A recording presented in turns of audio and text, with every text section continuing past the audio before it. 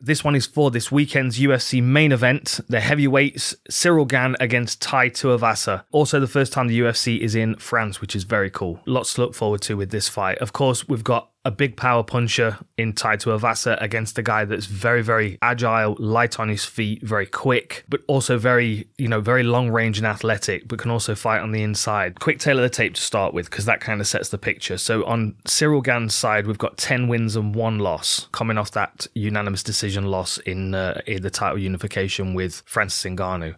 On the other side, Tai Tuivasa, 15-3, looking about as good as he's looked ever in his UFC career, to be honest. I mean, he's on a 5-fight win streak. He's stopped everybody in his last 5 fights.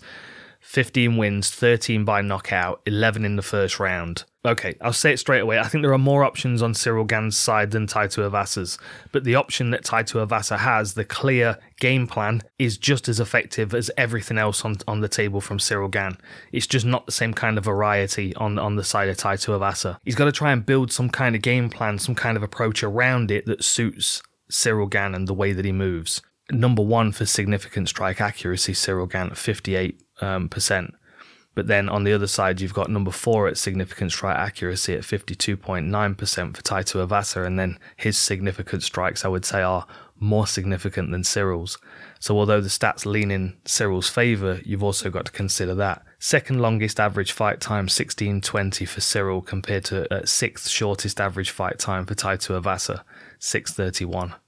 It's going to be a challenge, this one is, for Tai Tuivasa. He's going to really have to show us that he's made some strides. I mean, you look at the other guys that he's fought, like Stefan Struve's an interesting problem, but he's been beaten like that before. You know, Roy Nelson punched his head over the fence.